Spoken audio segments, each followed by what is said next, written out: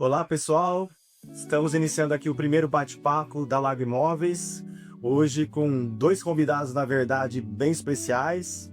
O Marco Coroli, nosso parceiro, nosso amigo, que vai me ajudar a conduzir esse bate-papo aqui com o Pedro, da Cadena Imóveis de Curitiba, indo especialmente para nossa imersão. Pedro, primeiro um prazer recebê-lo aqui nas instalações da Lago Imóveis.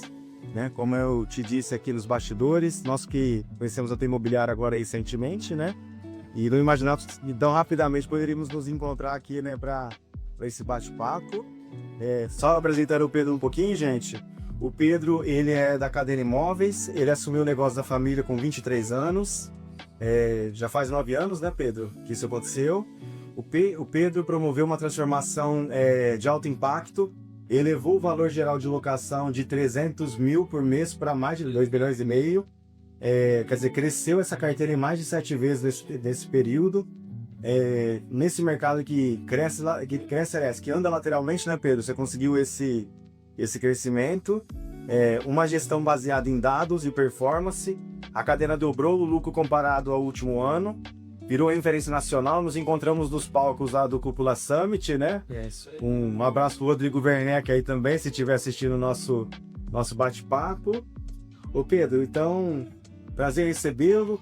Conta pra gente, assim, tão novo, assumir um negócio de família. Como que foi essa experiência para você, essa aventura? Como tem sido esses últimos 9 anos? Prazer é meu, obrigado por receber aqui. Estou bem feliz, parabéns pela estrutura, pela imobiliária, com certeza uma referência que vai se tornar cada vez maior. Estou muito feliz de estar aqui de verdade e obrigado pelo convite.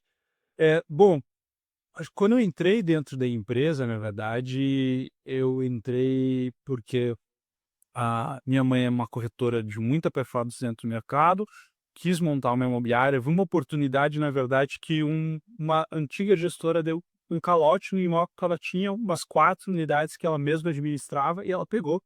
E aquilo foi crescendo com aquele time comercial, só que a locação é um problema, né? Se você não cresce estruturadinho, se não acerta o conto, a conta vem e ela vem pesada. Você começa a colocar um monte de problema ali e não percebe. E a coisa começou a estourar, o sonho começou a virar aquele pesadelo, o ambiente começou a ficar tóxico, ela não sabia como é que resolvia aquilo, e eu ia acompanhando aquilo, terminando minha formação em educação física, querendo fazer mestrado, seguindo bem a área acadêmica, laboratório, iniciação científica, só que eu ia conversando com ela. E a coisa foi piorando, piorando, piorando, até que, filho único, eu falei, pô, não vai dar para largar ela aqui para ir fazer um mestrado fora do Brasil, vou entrar para ajudar. Ô Pedro, e nesse momento, portanto, a Cadena, outros oportunidades tinha até outro nome, Gênesis. Ela não tinha locação, então era somente vendas? Só locação. Já Chile, 178 produtos na carteira, com um ticket um pouco menor. E daí ele que virou o caos, viu? Porque começou a rescisão, começou a coisa acontecer, começou a girar, 3 anos de empresa. E aí um dia eu peguei ela chorando em casa e na verdade eu falei, cara, vou ter que ficar para ajudar. Eu não tinha muita experiência, mas eu falei, olha, vamos tentar, vamos ver o que dá para fazer. E quando o lugar está no house, fica mais fácil de começar tanto as ideias serem aceitas, porque está falindo, o negócio está indo bem, quanto fazer umas mudanças mais significativas. Então, eu fiz uma mudança na parte do. Porque daí eu ia focar, que eu entrei em agosto de 2016. Falei, bom, vamos testar até o final do ano e vamos ver o que acontece. E a gente fez uma mudança no ponto de marketing, colocou fotos profissionais e isso dobrou a alocação. E aí eu percebi que com pouco esforço a gente conseguiu fazer um resultado significativo. E eu gosto de um lugar que com pouco esforço você faz muito resultado e aí você faz muito esforço. Não para se esforçar pouco, mas para pegar um negócio da alavanca e dar para frente. E aí foi um caos, né? 23 anos, não tinha uma bagagem de ter sequer um benchmark, uma referência do que a gente queria colocar na empresa. Gente dando soco no teclado, ataque de raiva, um ambiente bem tóxico. E aí a gente foi mudando aos poucos, encontrando onde estava errado, o que dava para fazer, tentativa e erro. Trouxe muito dessa ideia da ciência de hipótese, de testa, vê se está certo, você não sabe, você tem que testar, vai buscando, vai melhorando. E assim a gente foi, passinho em passinho, a coisa foi evoluindo até que chegou de um ponto que a gente está hoje, mais de 1.000 imóveis, mais não, chegando a 1.000 imóveis, mais de 1.000 ao total, contando os vácuos. E crescendo cada dia mais. Eu lembro uma época que, tipo, em um mês entrou umas 4 pessoas na minha sala chorando, pedindo demissão, né, que se saíssem assim um caos, e desse, pá, calma, o que aconteceu, vamos entender, e aos poucos a gente foi acertando. Queria agradecer o Fabiano por abrir o espaço aqui para nós, vamos dizer assim, né, que buscamos sempre ter um atendimento diferenciado, tecnologia e compartilhar conhecimento a fim de um se ajudar e proporcionar esse crescimento do mercado imobiliário de uma forma aí transparente, consistente. E você passou por uma etapa que hoje é muito estudada das imobiliárias. Eu que acompanhei várias imobiliárias do Brasil, é um tema bastante discutido, que é a sucessão, né? E você teve que fazer uma sucessão ali meio que forçada. E você teve alguma resistência do time de aparecer uma pessoa que não está inserida no mercado imobiliário e apareceu ali para poder tomar decisão? Como que foi a relação desse desconforto nesse momento? Assim, eu acho que foi um pouco mais fácil do que uma sucessão normal, porque o ambiente estava muito caótico. Então, quando a coisa está indo muito mal, você está procurando uma solução, então eu vejo que boa parte do time falou, olha, pode aqui ser uma solução. Então, isso ajudou bastante. Agora, era uma cultura muito fora dos valores que eu carrego, mentindo para cliente, sabe? Não tinha muito uma gestão forte, não que isso fazia parte da cultura, mas faltava uma cultura, faltava valores. Então é inevitável que quando você começa a colocar o valor, as coisas começam a dar alguns atritos, né? Então a primeira pessoa que foi embora nessa época, ela foi porque eu falei que não podia xingar um cliente. Que ela estava ali por telefone batendo a boca e eu falei, cara, o nome da marca, você tem que entender de uma forma um pouco mais profissional. E a pessoa não entendeu, ela achou que estava certo e ela saiu por causa disso. Então é inevitável que quando você vai elevando a barra, as pessoas que não compartilham os valores vai saindo. Como o ambiente estava muito caótico, abriu espaço para isso acontecer, entendeu? Então veio de como, nossa, está funcionando, com a mudança das fotos, gerou uma produção muito rápida, tipo, nos primeiros 3 meses, começou a ver que tinha solução, tinha potencial, então abriu, achei muito mais fácil uma sucessão desse jeito, apesar que pega um lugar caótico e toda a transformação foi muito dura, é mais fácil de aceitar o sucessor do que numa empresa onde está tudo funcionando super bem, onde o líder tem uma presença muito forte e daí vai entrar o filho do dono, né? Eu acho que eu não peguei muito esse cenário mais comum de sucessão. Então, eu acho que isso facilitou. Eu não lembro de ver algum momento que o pessoal não dava valor porque eu estava falando ou tipo não entendia as ideias, até porque eu sempre procuro mudar de opinião assim que alguém me mostrou que eu estou errado. Então era sempre um debate muito voltado ao argumento, sabe? Propõe algo. O que você propõe de melhor? O que você acha para fazer?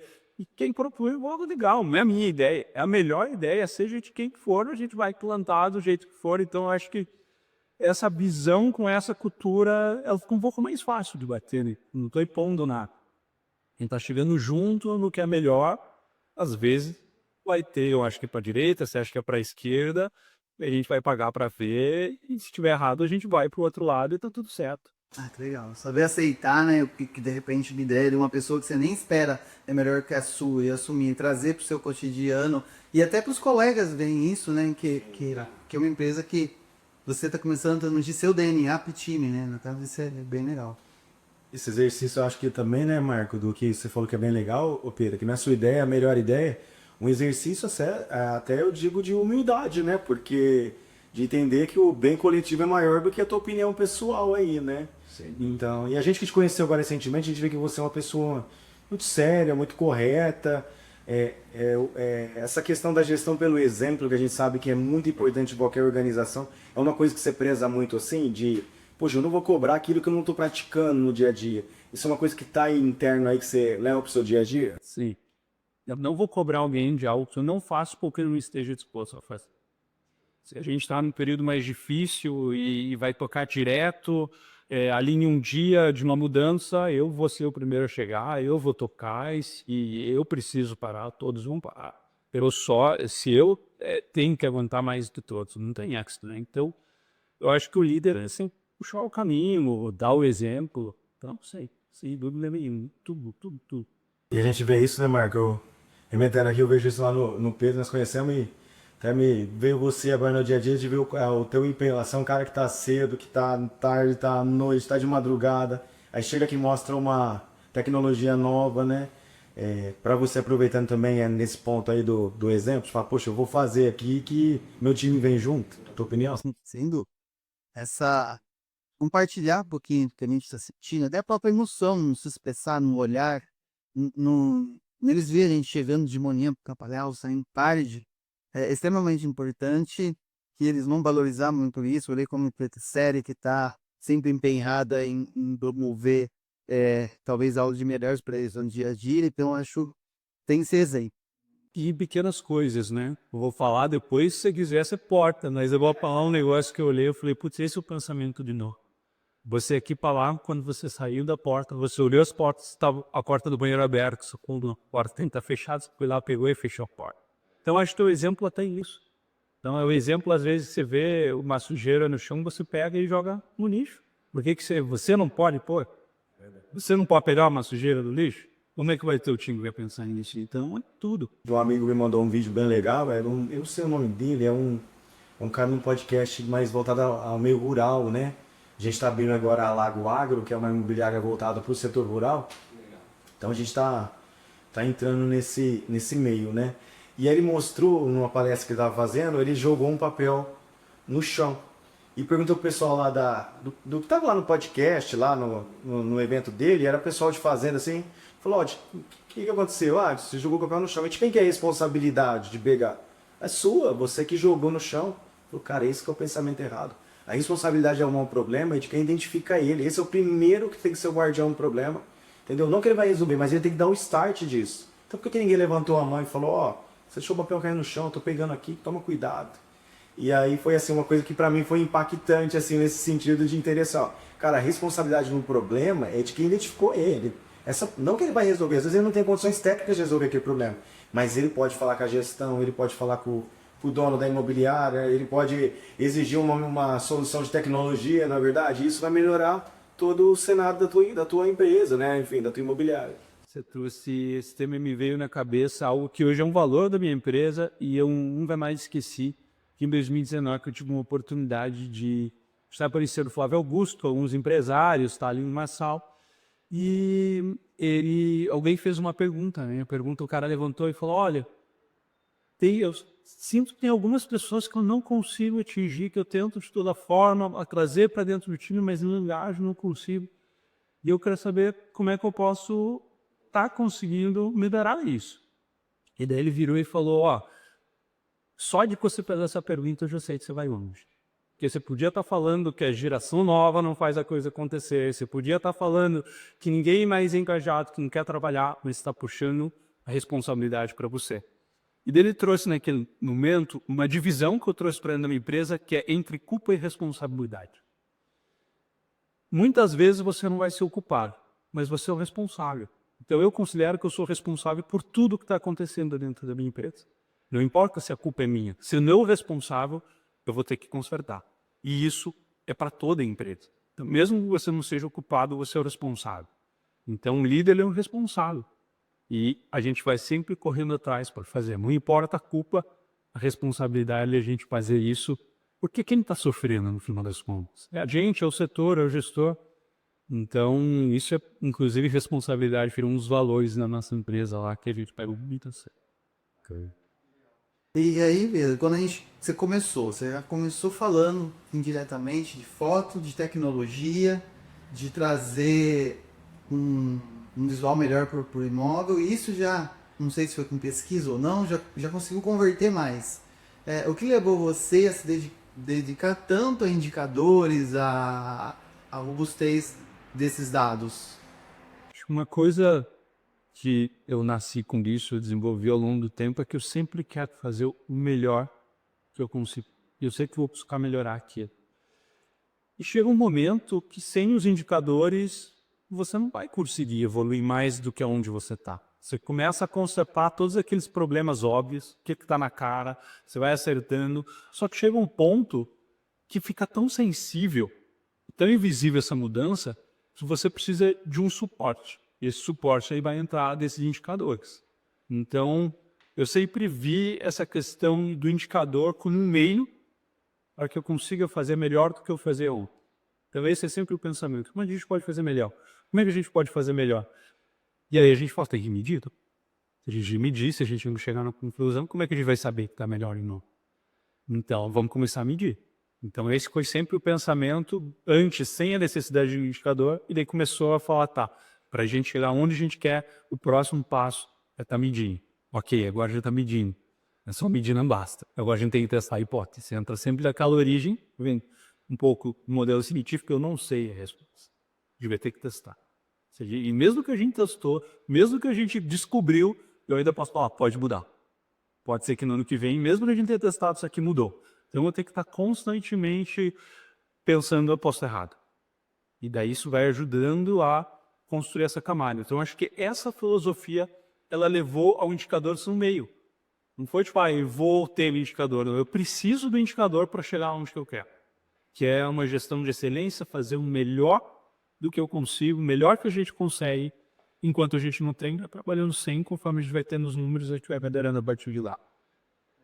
E você chegou a estipular uma meta, onde você queria chegar em X meses, X anos, baseado em indicadores e dados, ou foi acontecendo e foi crescendo e vocês foram se ajeitando? Bom, a gente começou a trabalhar numa metodologia muito voltada ao OKR. Agora a gente está mais firme com o OKR, mas a gente começou com uma metodologia de uma meta de faturamento, lucratividade líquida, que começou com o pensamento, né? Como que eu avalio o meu modelo de negócio? Como que eu avalio o meu modelo de negócio versus locação versus venda? Como que eu avalio locação versus venda com um mercado? Então você começa a buscar a forma de fazer isso, é como eu cheguei, e eu acredito que quase todo empresário chega, é faturamento, lucratividade líquida. Então, qual que virou a metodologia? A gente vai ter uma meta de quanto que a gente quer crescer, faturamento, quanto dinheiro entra na empresa, a lucratividade líquida, margem, quanto sobra. Então, quanto que a gente quer crescer e quanto que a gente quer atingir de porcentagem de lucro, e esse começou a ser a base da estratégia da empresa. Se a gente quer crescer tanto e quer ter tanto de lucro, quanto que o comercial tem que fechar? Quanto que o comercial tem que angariar? Qual performance o marketing tem que trazer? Se o comercial tem que fechar esse tanto, quanto o marketing tem que trazer de lead? Então você começa a construir toda uma estratégia baseada nesses números que você quer chegar, e aí você começa de volta, precisa do indicador. Então eu preciso saber o número que está, o que precisa melhorar, e aí vai começando a construir toda uma estratégia para chegar nesse norte, numa meta global de toda a empresa. A experiência que a gente tem hoje de indicadores, né, Pedro, ensina a gente que você constrói de trás para frente, né? Você não produz e pensa no que você vai conseguir de resultado. Você pensa no resultado e aí produz para chegar lá naquele local, né?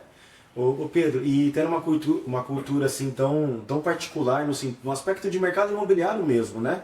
Pelo menos do que a gente conhece, assim, eu não conheci, não é porque você está aqui, nenhuma imobiliária que tem um trabalho tão legal e tão incrível com números, com indicadores quanto que você faz na cadena.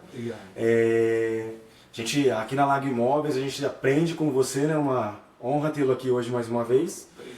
Mas me fala, essa cultura particular, como acontece conosco em numa outra vertente, ela se torna tão particular que às vezes chegam pessoas de mercado que não conseguem se adaptar a essa cultura, né? Isso acontece com você lá também? Acontece de buscar uma pessoa de mercado, sei lá, um atendente de locação, um corretor de locação, não sei qual que é a nomenclatura que vocês utilizam, mas que chega lá e você explodiu lá no concorrente, só que chega lá você vê, puta cara, não se adaptou e acaba saindo. Como que vocês fazem essa introdução do time? Conta um pouquinho pra gente. A gente quase não traz, na verdade, pessoas no mercado, muito difícil. Eu gosto muito do pensamento que uma empresa júnior que não tem o conhecimento, ela traz esse profissional para conseguir colocar esse conhecimento para dentro da empresa. Se a empresa já tem esse conhecimento, é melhor que ela traga uma pessoa que não sabe ensinar e mudar os próprios modelos. Então, olha, vou ser bem sincero com você, eu nem lembro a última pessoa de mercado que a gente trouxe. Acho que a gente trouxe só pessoas que já tinham trabalhado, talvez com a minha sócia, com a minha mãe lá atrás, e que já tinha identificado que tinha esse perfil, e a gente trouxe uma pessoa assim, mas a maioria das pessoas a gente capacita dentro de casa para fazer o início, fazer o formato acontecer, mas claro, se chegar um profissional muito bom, a gente vai testar. Agora, A cultura, ela tá até nas pequenas coisas. A cultura até tá no... Cara, não come na mesa. Não é legal, sabe? Então, assim, começa a chegar uma pessoa que não vê problema nisso e não quer absorver a cultura, já começa a dar um problema. Sim. Entendeu? Porque isso vai demonstrando um respeito pelo lugar de trabalho, respeito com os colegas. Então, hoje a gente quase não traz. Sendo bem sincero, eu nem sei te responder, porque eu nem lembro a última pessoa que a gente trouxe. Opta pela formação interna mesmo. Sim. Quando você está compartilhando, o Pedro, também assim, a gente sempre prefere a formação interna, tanto que a gente tem programa de formação de gestores. Enfim, vamos abrir amanhã tudo isso na imersão. Mas o que acontece é que você vai se tornando tão referência de mercado que você começa a ter um assédio do mercado para as pessoas virem trabalhar na tua imobiliária. E aí você fica um pouco mais flexível, pelo menos a experiência Fabiano Lago, né? Não estou dizendo que isso é o que acontece com todo mundo, mas está acontecendo conosco. E aí você começa a ficar um pouco mais permissivo com esse namoro com o mercado.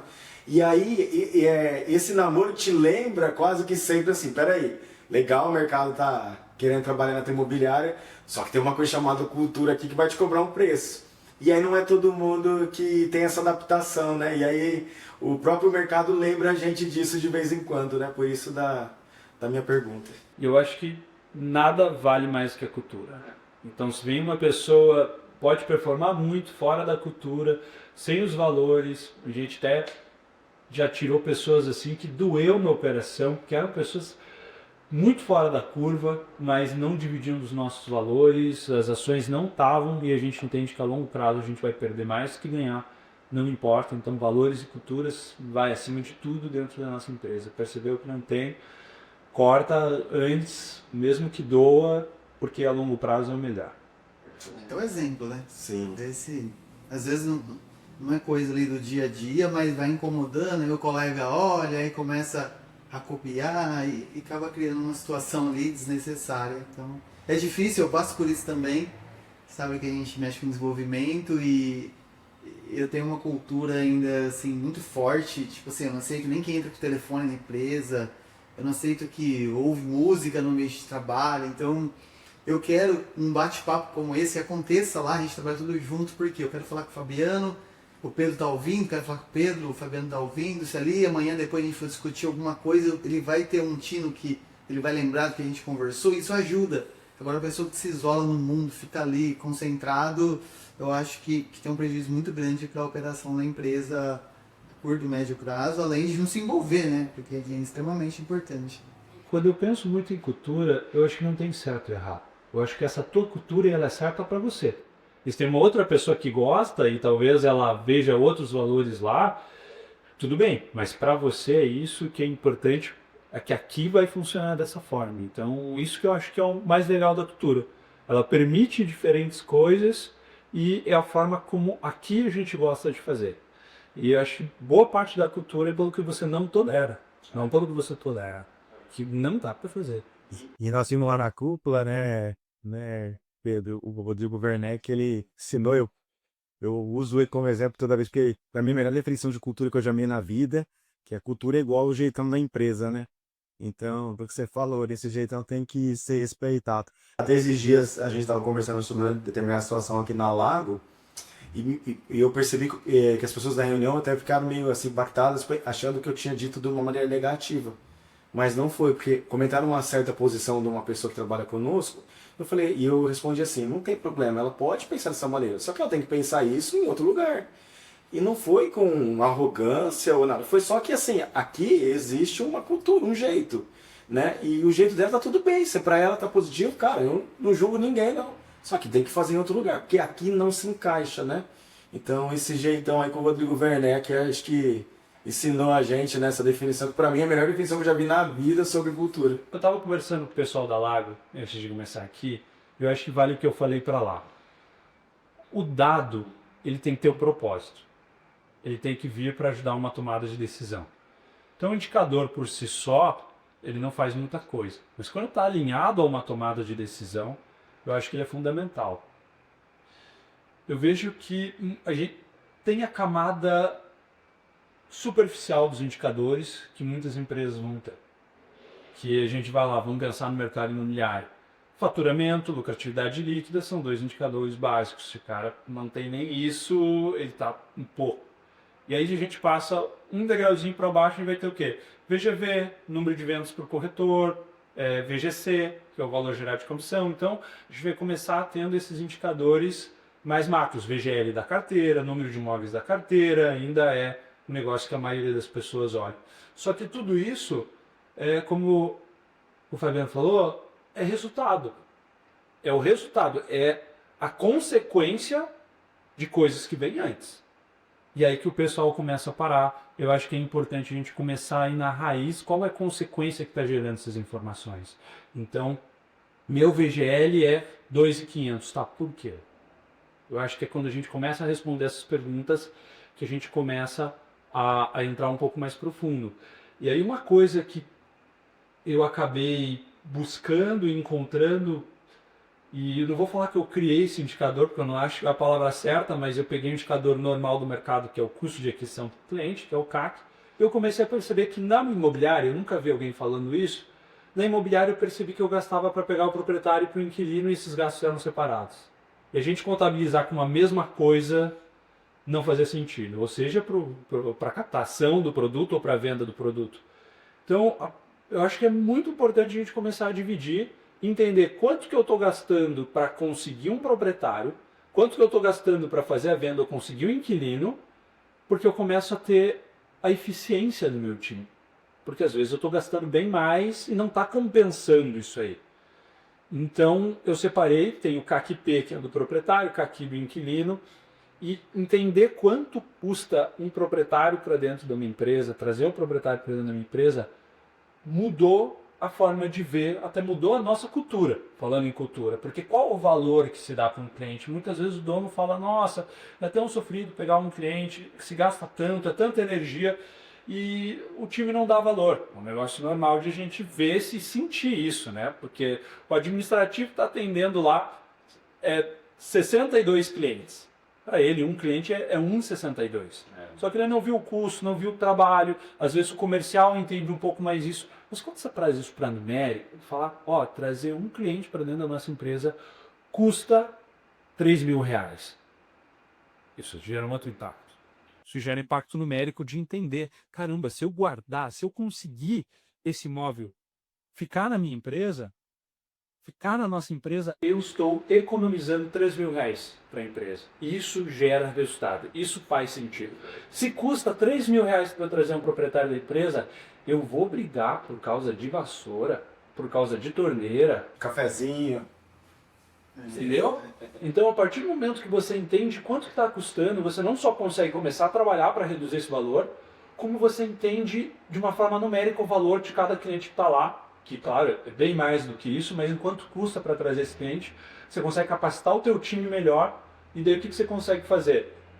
Aquilo que toda a telefonia faz, que é, você liga para cancelar, ele te dá desconto. Por que ele te dá desconto? Ele fala, cara, custa 150 para trazer um novo cliente, se esse aqui vai sair, dá 80 na mão dele em bônus, em benefício, que eu vou sair ganhando. É melhor do que eu perder ele. Então a gente começa a olhar e falar, ok, se custa 3.000, se a gente tem esse lucro com a locação, o que a gente pode fazer para manter esse cliente dentro da nossa empresa? Entendeu? Então você começa numérico e um motivo e uma razão para fazer, e por planilha você entrega isso na mão do teu time, e o teu time consegue tomar essa decisão. O líder começa a tomar a decisão, vale mais a pena pagar esse carpete, vale mais a pena fazer isso. E aí, se for um negócio que é um valor muito alto e que não vale a pena, tá na planilha lá também, tá certo. Puxa, realmente é melhor a gente ter o churn, a saída desse cliente, do que o permanecer lá. E compartilhar esses dados com o seu time é de forma recorrente? Como que você faz isso? Até o ano passado, toda segunda-feira eu tinha uma reunião onde ele moldava a nossa cultura e a gente construía uma reunião e eu ia educando o meu time baseado no que faz mais sentido para o negócio e às vezes até outras situações que a gente trazia para ajudar o colaborador de todas as formas possíveis. E a gente foi vendo a necessidade de como que penetra isso até o time. Então você precisa educar, você precisa relembrar, você precisa falar até o cara cansar de ouvir. Quando você cansou de ouvir, ele começa a entender. Então tem um indicador que se chama CGC, que é o custo de gestão de contratos. Você pega todo o custo do time administrativo, financeiro, etc. Você divide pelo número de imóveis que você está administrando. E aí você vai perceber quanto está o custo para fazer a gestão de cada contrato. Esse é um indicador que não é tão profundo. Ele já não está naquela camada superficial, mas não é tão profundo.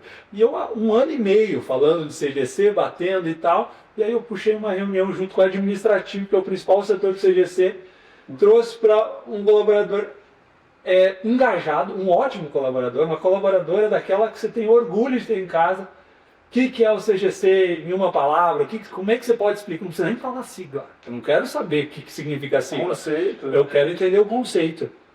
E aí não sabia responder. Falei, cara, se o mais engajado não entendeu, eu não estou explicando direito. E aí toda segunda, tipo, por umas 25 segundos consecutivas eu ia lá. Gente, o que é o CGC? Em uma palavra, que é para trazer eficiência, né? Eficiência dentro da operação. Como que no dia a dia você está ajudando a trazer o CGC a mais, para começar a realmente trazer essa conscientização do time e eles entenderem. Então eu sinto que você tem que pegar os bons indicadores e ir penetrando e tirar ele da zona de conforto. Ô Pedro, e pegando o gancho, porque nesse cenário, né, nesse exemplo que você deu, quanto que você, eu imagino que você se responsabiliza, tanto que você falou, poxa, eu não estou explicando direito. E ok, eu acho que nós temos que nos responsabilizar antes de qualquer um. Mas o quanto que trabalhar essa cultura da liderança é importante. No aspecto assim, por exemplo, a gente sabe que alguém só vende uma coisa que ela compra. Então, você acha que faltou o gestor comprar aquela ideia e a partir disso ele leva com mais energia, com mais disposição, né, para a equipe? Quando você analisa isso, o que você pensa? Faltou eu vender para o gestor e cobrar do gestor para fazer acontecer. A responsabilidade é minha. É aquilo que eu falei da parte da responsabilidade. Mesmo que a culpa não seja, a responsabilidade sempre vai ser minha. Como eu criei esse hábito de eu ir toda segunda explicar e falar para a empresa, parte da cultura se tornou eu trazer essas informações e ele explicar. Então ali eu sinto que eu sou mais responsável ainda. Então vai de eu cobrar, passar e fazer com que isso funcione para o gestor.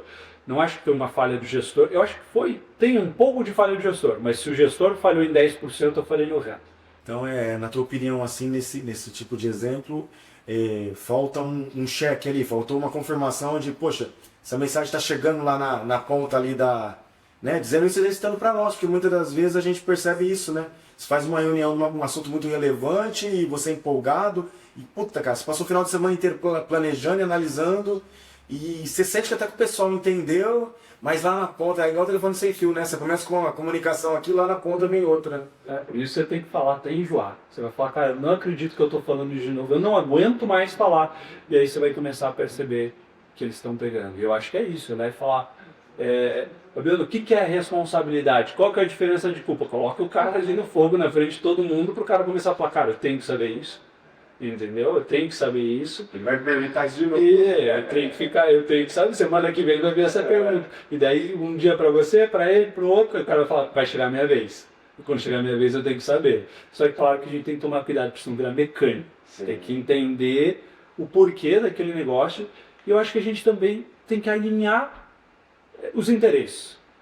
Acho que a gente tem que tomar muito cuidado com a imobiliária, que muitas vezes crescer não é o interesse do colaborador, é o interesse do dono. Mas para o colaborador pode ser ruim. Então, tipo, um time administrativo, se ele não tiver algum incentivo para estar administrando mais imóveis vai ser mais problema, mais dor de cabeça, mais trabalho.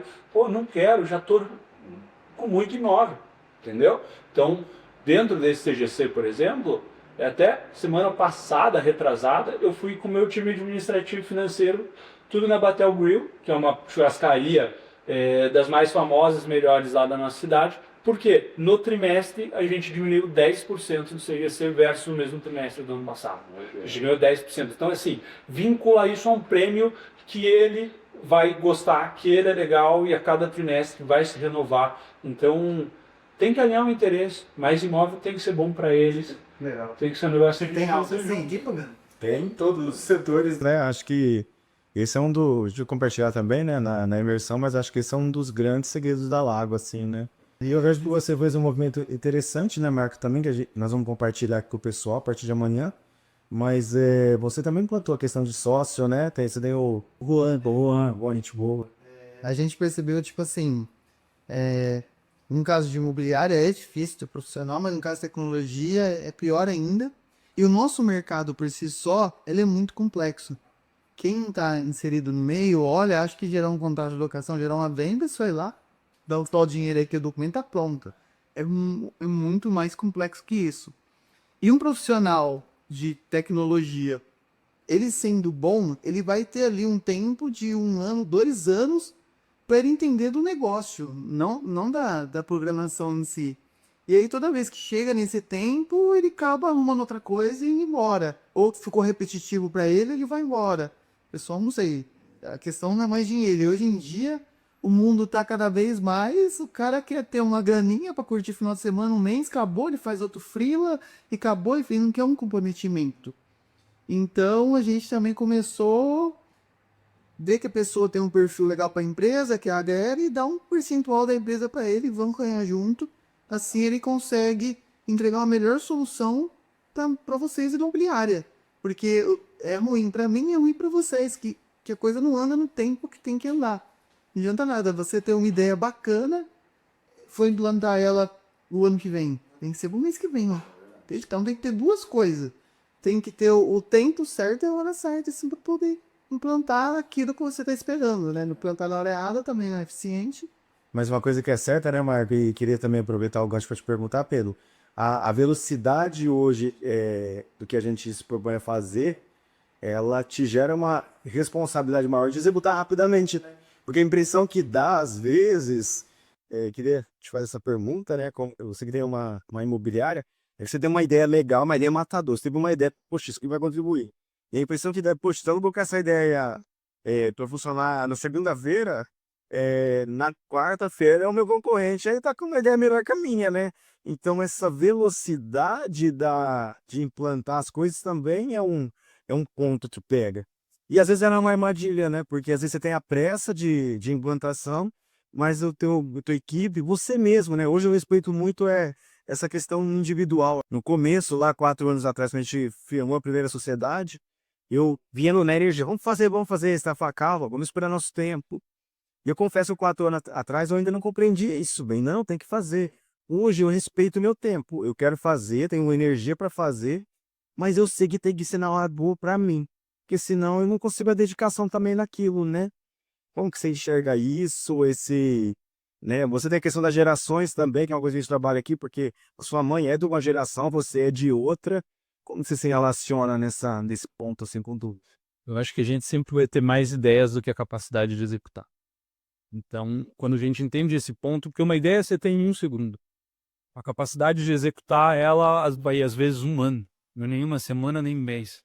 Dependendo da complexidade do negócio, é longo, vai ter que ver. E ainda mais quando você cria um ambiente, igual você disse, da melhor ideia, não da sua ideia, e como o Marco também falou, de não fechar a porta lá de uma reunião para todo mundo escutar. E aqui na Lago a gente tem um monte de projeto que todo mundo participa junto.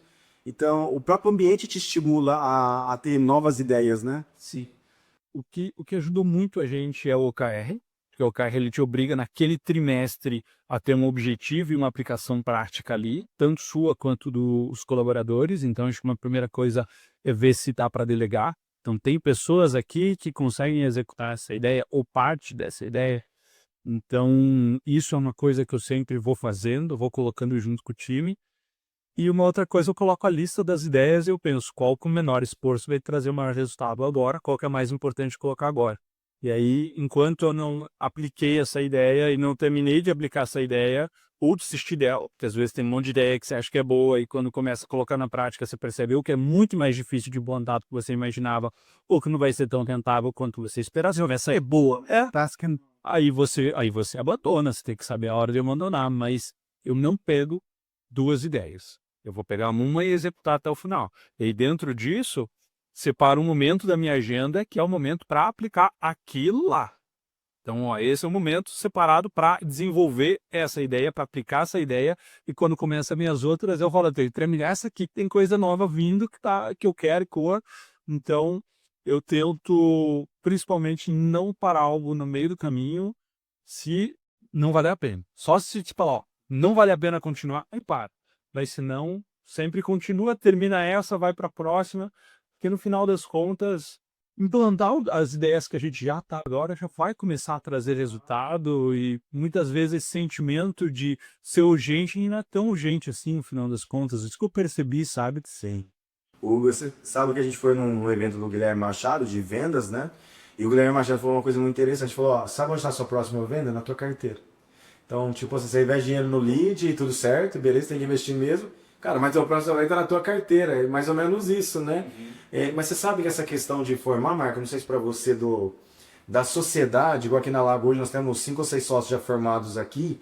Um ponto para mim, Fabiano, fundamental de ter o sócio é de dar vazão às tuas ideias, sabe? De você naquele departamento, naquela área, você tem uma ideia e aquele sócio compra a ideia junto contigo e ele passa a ser o executor, né? Ele vai ter o lucro disso e a responsabilidade disso, legal. Mas ele é o canalizador daquilo. Eu acho que esse é um ponto assim que é muito, muito bom assim de você ter com quem compartilhar e ter a confiança de que aquilo vai andar. Eu não imagino, por exemplo, hoje a Lago sem esse modelo, né? Pra você ter uma ideia, tem imobiliárias aqui em Ribeirão Preto hoje que ainda não fazem parceria com outras imobiliárias. Então é um método tão fechado que a gente não sabe nem como ainda hoje sobrevive, né? O mundo é multipluralizado, né? O Marco comentou aqui da dificuldade hoje de conseguir uma pessoa que quer ser autônomo, que quer fazer um freela lá disso. Porque hoje a gente concorre no mercado de trabalho, não é mais com o concorrente, é com o iFood, é com a Uber, né? Porque o cara pensa, poxa, eu tenho uma remuneração boa, eu tenho um horário flexível, ninguém fica me enchendo no meu saco. O cara pensa, meu. E desse lado de cada cadeia, nós temos que pensar como combater isso e ter alternativas assim melhores do que a gente tem nessa relação empregado e empregador, né? Que hoje em dia não funciona mais da mesma maneira. E no meio disso tudo a gente ainda tem, né? Não estendendo, mas nós temos uma legislação trabalhista que precisa ser cumprida e que te trava em dois pontos, né? A gente tem que trabalhar conforme a regra do jogo, né? Não adianta, tem que fazer. Eu tenho uma empresa de resinas fora do mercado imobiliário, uma sócia que é minha noiva, então a gente está abrindo Airbnb e a gente está conduzindo para ser uma sócia também, então eu estou começando a experimentar esse modelo. Acho muito legal essa ideia de realmente conseguir expandir a área de atuação que a gente consegue fazer. Tem que tomar um pouco de cuidado com os sócios que a gente coloca, né? Porque às vezes a pessoa motivada se desmotiva, então vale bastante cuidado desde contratos, deixar a regra do jogo bem clara junto com o pessoal, porque tem que todo mundo ganhar. Eu acho que eu sempre falo isso. E é a questão do alinhamento de interesses. Se for bom para você e ruim para o outro, uma hora vai dar errado. Pode ser que demore um pouco mais, um pouco menos, mas vai dar errado. Então, a gente tem que ser muito empático de falar como é que eu consigo, através desse projeto, ajudar a pessoa. Qual que é o interesse dessa pessoa? Qual que é o sonho dessa pessoa? Se o sonho daquela pessoa é flexibilidade, trabalhando pouco e ganhando muito, talvez o que a gente tem para oferecer não vai dar. Então, acho que tem que ser muito aberto nesse sentido. E toca a ficha, se dá certo, vamos embora e vamos crescendo junto. Esse é o lema da nossa empresa, na verdade, vamos crescer junto. Eu costumo dizer, Marco, que assim, a gente erra, mas quando acerta, espalha por todos os erros, né? Comparando aí com outros gestores de imobiliária que eu conheço, você está bem à frente, parabéns por isso. Então, não é à toa que os números estão mostrando o seu sucesso, né? Não precisa fazer o que você faz, fala o resultado que você está proporcionando, que é consequência, isso é fato. Esse modelo de negócio, chegou a pensar em replicar ele, a franquia, em expandir nesse ponto? Já. Sim, já pensei, principalmente porque o meu objetivo é crescer juntos. E eu quero fazer isso para criar real oportunidade de transformar a vida das pessoas que estão trabalhando com a gente. Esse é parte do propósito da empresa. Então eu penso, como que a gente pode criar essa oportunidade de verdade de fazer essa transformação? Claro que a pessoa precisa querer. E a gente começa a perceber que uma franquia é um formato que torna isso viável. Tem outros, mas torna. O que eu vejo é que nesse modelo de sempre estar buscando estar errado, sempre estar buscando aprender e estar com os indicadores, a cada 6 meses a gente se aprofunda muito de uma visão de negócio, tanto que a gente fez algumas mudanças significativas, dobrou o lucro agora, esse ano a gente já lucrou mais do que no ano passado inteiro.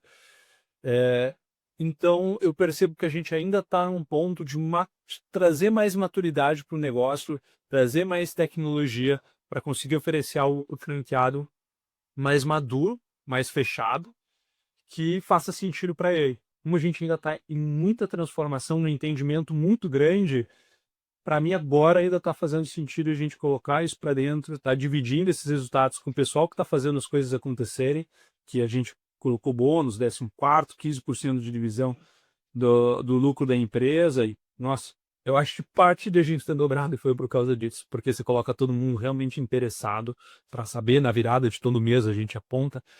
Então acho que tem alguns passos ainda para a gente chegar lá. Tenho sim esse desejo, mas enquanto a gente ainda está aprendendo tanto sobre o mercado, sobre a própria operação, descobrindo alavancas da operação tão significativa, eu acho que tem algumas frutas mais perto, para a gente pegando, para a gente colhendo, até chegar nesse ponto. Ô Pedro, deixa eu te fazer uma última pergunta, antes da gente caminhar aqui pro final desse bate-papo muito legal que nós estamos tendo. Quando nós fomos conhecer a Púrpura, Curitiba, nós vimos que existe uma liga de imobiliárias lá. Não sei se a Cadena faz parte, não me lembro. Faz. Perfeito. O que eu percebi com isso? Porque essa não é a realidade de Ribeirão Preto e acho que bem longe disso. Analisando friamente, e para quem está nos ouvindo aí, não sou dono da verdade, eu não sei se esse posicionamento é correto ou não, mas a minha impressão é que é legal sim essa ajuda mútua, porém te limita, porque mais ou menos as mesmas imobiliárias que nós conhecemos, as imobiliárias que nós conhecemos que têm essa mesma participação nessa mesma liga, meio que as dores e o que elas têm de bom sempre é tudo meio que padronizado. O que no meu entendimento, como uma empresa que tem uma cultura particular, conseguir um crescimento particular que não é comum, né, no mercado, eu fico meio assim, puta, é bom sim compartilhar. Esse é um dos motivos de não participar. Qual que é a tua opinião sobre isso? Eu sei que é uma pergunta capciosa, lêmica, mas foi uma coisa que chamou a gente, porque é muito distante aqui de onde a gente vive, né, Marco? Essa cooperação mútua aí. E me fez pensar, a gente sempre levanta essa bandeira, mas será que não deveria ser até um determinado ponto? Qual que é a tua opinião? Eu já pensei em entrar várias vezes. E eu não entrei porque eu pensei que se eu entrasse eu ia sair mais cedo ou mais tarde. Eu acho que toda decisão estratégica vai ter prós e contras. O pró é, você já tem uma carteira grande para se trabalhar, uma parceria ali, então isso vai fomentar mais negócios. Então, para uma empresa pequena, é maravilhoso. Inclusive, se eu estivesse montando minha imobiliária agora do zero, eu participaria. Eu acho que ela vai fomentar muito mais negócio. Chega um momento que o contra começa a pesar mais do que o pró. E tem um contra claro nesse modelo de negócio, não tem a ver, é o de fato, que vai diminuir o quanto você pode pegar de market share. Você está dividindo esse market share junto com parceiros e esse é um ponto contra. Então, dependendo do teu apetite, quando você quer crescer e qual que é a tua estratégia que você quer fazer, não vale a pena. Dependendo do teu tamanho, não vale a pena. Dependendo do... A libragem para você aí, se vai ou não, é só para eu entender, é o tamanho do teu negócio. Pequeno, ok. Grande, já talvez não tão ok assim. Eu vejo o seguinte, quanto mais imóvel você quer captar, se você está trabalhando com parceiros, são imóveis que, obviamente, você não vai estar fechado para captação. Você está numa grande rede que vai estar tomando 50%, 60% dos imóveis da cidade, você perdeu 60% dos imóveis da cidade e vai ganhar em contra outra situação. Se para você, o quanto você quer crescer e investir em captação, faz sentido estar trabalhando com essa porcentagem, não dá para entrar numa rede, porque ela vai te limitar. O meu objetivo de não querer entrar, porque eu sempre tive esse desejo de escalar a operação, e eu não queria entrar, usar até um quanto é bom para mim, e quando para de ser bom para mim, sai. Sabe? É um negócio que eu não curtia muito a ideia se eu já tinha esse pensamento. Que é diferente de o cara chegar a isso uma conclusão própria. Deixei entrar, estou percebendo agora que não faz sentido sair. Mas como eu já tinha essa ideia que ia limitar em algum determinado tamanho, eu não queria usar a rede em benefício próprio. Eu acho que a rede funciona quando todo mundo vai para agregar valor. E se eu não fosse para agregar valor, eu preferia estar um pouco mais distante. Mas eu acho que é uma ideia ótima. funciona, gera um valor agregado e consegue gerar peso para pequenas empresas. Porque você vai juntando pequenas empresas, você tem um estoque muito maior para o trabalho, dependendo de como é que foi a união disso, você tem uma negociação como um grande, é quase a situação da cooperativa, né? Daí vai como um grande negociar, você consegue mais margens melhores. Não sei se essas redes fazem isso, mas se eu tivesse de uma, com certeza, eu ia pleitear para falar, cara, vamos atrás de um banco e buscar tarifa bancária. Quantos imóveis a gente tem aqui para negociar em conjunto? Tudo, vai negociar. Tudo. Então vira um peso de negociação, por isso que para o pequeno eu acho que agrega muito valor. Eu pensei aqui enquanto eu falei, né, para puxar a sardinha do outro lado, a única pessoa que eu vi não reclamar do sistema foi o Fabiano Criptel. Pô, o resto, todo mundo que eu converso reclama dos sistemas. O sistema, ele tem uma limitação, né? Eu acho que o próprio modelo de negócio do sistema, ele carrega uma limitação, porque ele tem que atender várias imobiliárias ao negócio dele, ele precisa de vários clientes. Só que se ele vai atender várias imobiliárias, ele precisa fazer um negócio que encaixe em todas. Então ele não pode fazer algo exclusivo para cada imobiliária. Eu acho que isso, volto a dizer, para o pequeno é muito bom, mas quando você começa a crescer, ter uma cultura, ter os próprios processos, é muito importante, na minha visão, ter um sistema que comece a se moldar a própria empresa. E esse é um negócio que, até onde eu fui, o HotTI eu não conheço, mas até onde eu fui, a gente está tendo uma carência hoje no mercado. Mesmo de o sistema chegar e falar, ok, você quer fazer essa modificação desse pedaço? É 15 mil reais. Seja o que for o preço que aquele sistema julga ser necessário. Mas ele começa também, não entendo, você pode entender e falar, Pedro, inviável, porque o suporte pós e tal, pode ser várias coisas, mas eu acho que falta uma situação um pouco mais modular, que vá integrar isso junto às imobiliárias, é isso que eu percebo. Então, cada sistema, um pró, um contra diferente, sistema perfeito não tem. Então, o sistema você escolhe baseado na cultura, porque é baseado nos processos, o que é importante para você, se você vai automatizar, se você já quer um negócio mais preparado, se você gosta de falar muito com o cliente ou você quer deixar um pouco mais distante isso. Agora, o que é muito importante entender é, esse sistema, ele está investindo no futuro? Porque a gente está vendo inteligência artificial, está vendo um monte de coisa aí que vai trazer uma eficiência muito grande e talvez tenha um sistema pequeno hoje que vai se tornar o melhor sistema daqui a 5 anos e o melhor sistema do mercado hoje vai ficar para trás daqui a 5 anos. Então eu acho que o próprio parceiro vale a pena olhar vendo quanto que ele está engajado no negócio, como que ele está desenvolvendo o negócio, quem que ele quer atender. Ele quer atender o cara maior que tem essas necessidades pontuais, porque é um serviço, né? E aí você tem que encaixar bem em quem está oferecendo. Mas sistema perfeito, até agora eu não encontrei, ainda não testei o teu, mas sistema perfeito até agora eu não encontrei. E estou procurando. A gente está indo atrás, eu leio prós e contras de todos, e todos têm prós muito fortes e contras muito fortes também. Acho que um ponto importante, né, quando você procura um software, ele ser um bio, ou seja, uma das preocupações é essa mesmo, ver se a empresa investe no seu produto, a empresa conhece o seu segmento, que é uma coisa muito genérica, e para você tomar uma decisão não só baseada no valor, baseada no... Porque senão você acaba trocando 100 por meia dúzia e vai ficar pior. Muitos imobiliários até perdem colaboradores, acaba se estressando, porque normalmente é lá justinho o time com o que faz e acumula obrigações ali, então não vale nada, né? Então a gente até tem que é o software aqui com o Fabiano, que é o KSI. Muitas imobiliárias às vezes quer conhecer um pouco mais para não errar. Eu até faço um convite, vem aqui, conhece como que é a operação da Lago, vamos em outro imobiliário, conhece a operação, para tentar ver o quanto encaixa. E a gente abre a possibilidade, diferente dos outros, porque a gente não fez uma coisa para vender login, eles querendo ter um atendimento um pouco mais exclusivo, criar uma pecinha a mais ali, a menos, deixar, então a gente consegue isso para poder fazer essa montagem, mas mais próximo do dono da imobiliária, ou muitas das vezes, igual a gente faz aqui, bem, deu ele era operacional, às vezes pega uma dica ali de uma pessoa lá de baixo que no sistema operacional da empresa não é muito, mas uma coisa que é importante para ela, que você altera, muda todo o processo dia a dia, se sente ali participativa do processo, engaja todo mundo, então a gente percebe muito isso, vem aplicando isso.